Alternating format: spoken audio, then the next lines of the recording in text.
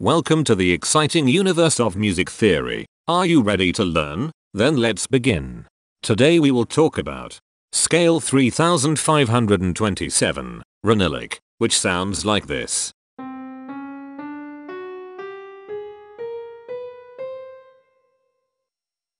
This scale has 8 tones, which means it is called an octatonic scale.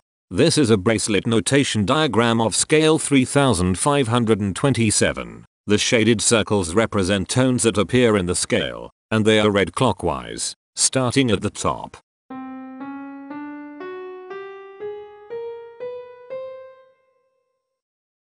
The pitch class set for this scale is 0, 1, 2, 6, 7, 8, 10, 11. The fourth class is 8, 5. This set is not prime. The structure of a scale is a description of the interval distance between each successive tone. This scale has a structure of 1 1 4 1 1 2 1 1.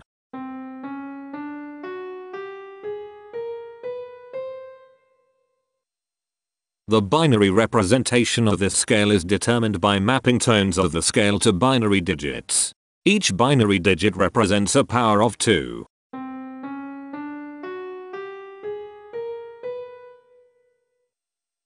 To get the scale number, we add the powers of 2 together. The powers of 2 that are present in the scale, all added together, equals 3527. That is why the scale number, in decimal, is 3527. The scale number not only enumerates the scale with a unique index, but it also literally describes the tonal content of the scale. Represented as a binary number in base 2, the scale number is 1101110000111. Here are the common triads present in this scale. The diagram in the center is a graph of parsimonious voice leading between triads. There are 2 major triads. There are 2 minor triads. There is 1 augmented triad. There are 2 diminished triads. Here is a Hamiltonian path of parsimonious voice leading that uses all the triads.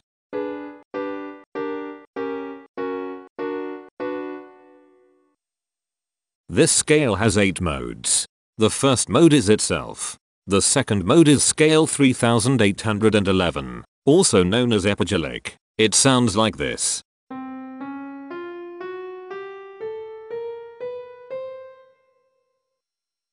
The third mode is scale 3953, also known as thygelic. It sounds like this.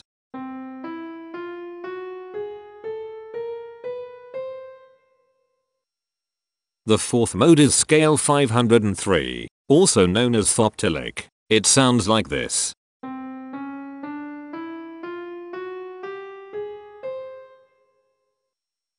The fifth mode is scale 2299, also known as fraptilic. It sounds like this.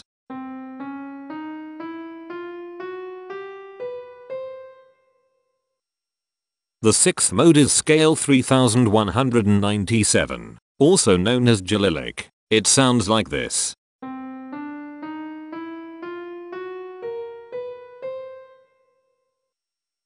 The seventh mode is scale 1823, also known as Ronyllic. It sounds like this.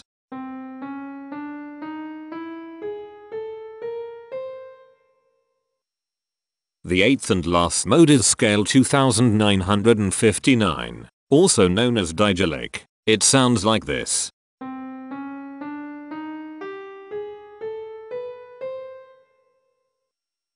Imperfections are tones that have no tone, a perfect fifth interval above them. This scale has 3 imperfections. They are at positions here, here, and here. Hemitones are instances where 2 tones in the scale are a semitone apart. This scale has 6 hemitones. They are at positions here, here, here, here, here, and here. Cohemitones are instances where 2 hemitones are beside each other. This scale has 4 cohemitones. They are at positions here, here, here, and here. The distribution spectra describes the size of each of the scale steps, which in turn describes how evenly spaced the tones are. A generic interval is how many scale steps are between one tone and another. A specific interval is how many semitones apart they are. The generic interval of one scale step comes in 3 different specific interval sizes. 1 semitone, 2 semitones, and 4 semitones. The spectrum width of this generic interval is the highest, 4, minus the lowest, 1, which equals 3. The generic interval of 2 scale steps comes in 3 different specific interval sizes. 2 semitones, 3 semitones, and 5 semitones. The spectrum width of this generic interval is 3. The generic interval of 3 scale steps comes in 3 different specific interval sizes. 3 semitones, 4 semitones, and 6 semitones. The spectrum width of this generic interval is 3. The generic interval of 4 scale steps comes in 4 different specific interval sizes. 4 semitones, 5 semitones, 7 semitones, and 8 semitones. The spectrum width of this generic interval is 4. The generic interval of 5 scale steps comes in 3 different specific interval sizes. 6 semitones, 8 semitones, and 9 semitones. The spectrum width of this generic interval is 3. The generic interval of 6 scale steps comes in 3 different specific interval sizes. 7 semitones, 9 semitones, and 10 semitones. The spectrum width of this generic interval is 3. And finally, the generic interval of 7 scale steps comes in 3 different specific interval sizes. 8 semitones, 10 semitones, and 11 semitones. The spectrum width of this generic interval is 3. The spectrum variation is the sum of all the widths, divided by the number of tones. The spectrum variation of this scale is 2.75. Since the variation is greater than 0, this indicates that the scale is not perfectly even. The highest spectrum width is 4. Since this is greater than 1, we know that this scale is not maximally even. If every spectrum has exactly 2 specific intervals, we call that the Myhill property. This scale does not have the Myhill property. Since the generic interval ranges overlap, this scale is an improper scale. The interval vector of a scale is a description of what intervals exist between its tones. There are 6 intervals with a size of 1 semitone. They are here, here, here, here, here, and here. There are 5 intervals with a size of 2 semitones. They are here, here, here, here, and here. There are 4 intervals with a size of 3 semitones. They are here, here, here, and here. There are 5 intervals with a size of 4 semitones. They are here, here, here, here, and here. There are 5 intervals with a size of 5 semitones. They are here, here, here, here, and here. There are 3 intervals with a size of 6 semitones. They are here, here, and here. Each interval does not appear in this scale a unique number of times, so this is not a deep scale.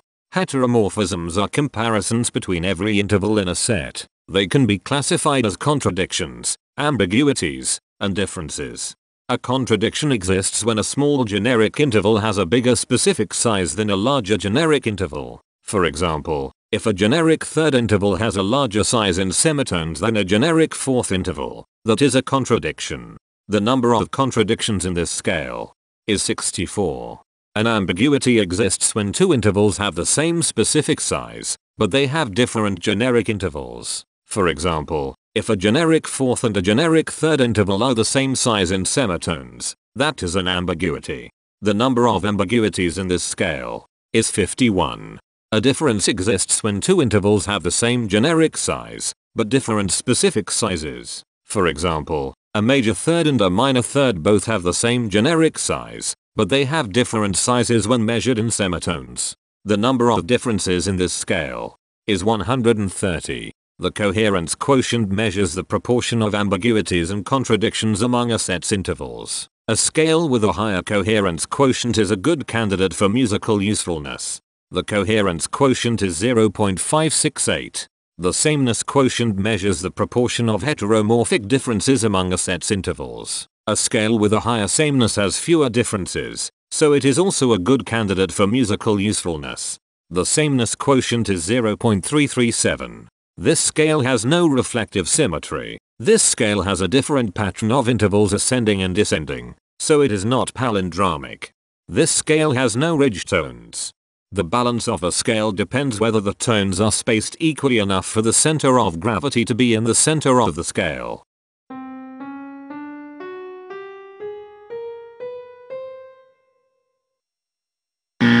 This scale is not balanced. The inverse of a scale is a mirror image. It is what you get when the sequence of intervals is reversed. The inverse of this scale is scale 3191, also known as Ronyllic. This scale is chiral. It cannot transform into its inverse by rotational transformation. This scale has no rotational symmetry. For even more detail about this scale, visit ianring.com/musictheory/scales/3527. If you found this video informative, please consider supporting this channel by becoming a patron. Of course, not everyone has the means to support a project like this one financially, and that's okay. But if you are able to spare just $1 a month, your help is deeply appreciated. It will not only allow others to continue enjoying this series for free, but will also go toward improving the quality and quantity of music theory resources we can provide. Go to patreon.com/musictheory and join others like yourselves who totally geek out on all this nerdy stuff. Thank you to these Patreon patrons.